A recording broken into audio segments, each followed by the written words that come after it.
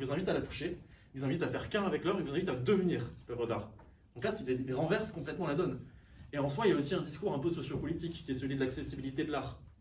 Il n'y a plus ce recul un peu sacré qu'on est censé avoir avec les œuvres qui sont loin, etc., qu'on n'a pas le droit de toucher ou de s'approcher. Là, c'est le contraire. Et pareil, tu pouvais monter sur une sorte de piédestal et tu devais faire le truc pendant 1 minute, quoi.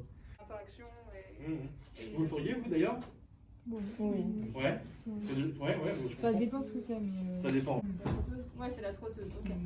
Et cette aiguille, d'ailleurs, vous avez l'impression qu'elle va vite ou lentement?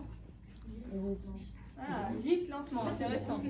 Ben, ça, c'est complètement différent. Ouais. Moi, j'ai envie de dire aussi, si on regarde vraiment constamment dessus, et puis si à un moment on arrête de regarder et on tourne, eh ben, on n'a pas la même sensation aussi.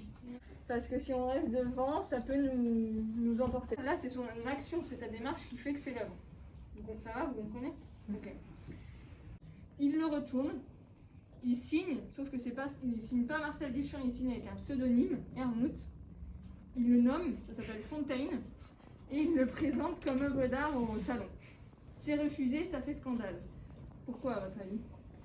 Bah, parce que personne ne savait que c'était lui. Parce que les gens représentent ça comme quelque chose de sale, de dégoûtant. Ouais, c'est un objet pas Et très... c'est un objet du quotidien qui est un peu... Oui, c'est pas très noble, c'est un objet du quotidien, tout à fait. Non, mais il n'y a pas une histoire que après, en fait, personne savait que c'était lui. Et du coup, bah, tout le monde s'en fichait. Mais quand on a su que c'était lui, bah, vu que c'était sa signature, et bah, ça s'est vendu cher. Qui représente quoi ici? Un crâne qui fait référence à quoi? À la mort. Le sablier pour le temps. Le sablier pour le temps. Exactement. Du coup, c'est un collage, donc on a dit de la photographie. Et quel élément on est venu à poser dessus? Quel élément l'artiste il a posé? Une ouverture de boîte de sucre. C'est ça. Ouais. Oui. Ok, super. Du coup, ça donne quel effet? On dirait un briquet. On dirait un briquet. Non, on dirait un visage. On dirait un visage. C'est intéressant. On dirait quoi d'autre? C'est la pareidolie. Oui, alors ça c'est hyper intéressant comme type de terme, la pareidolie, ouais, tout à fait. Ou alors par exemple l'anthropomorphisme, en effet.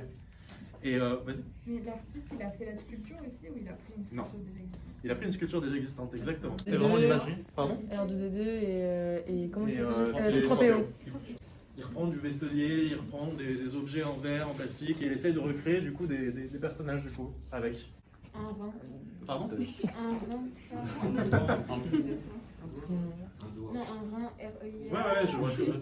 Déjà, c'est une sculpture abstraite, ça représente rien de précis. Ça, c'est Nathalie Portman. Et c'est une œuvre assez particulière vu que c'est un artiste qui s'amuse, entre guillemets, à usurper l'identité des personnes qu'il met en valeur, donc ici Nathalie Portman, et à faire un faux autographe et à le vendre en tant que tel. Donc à questionner les relations qu'on a quant au marché de l'art, quant à la commercialisation et quant justement au flux des images.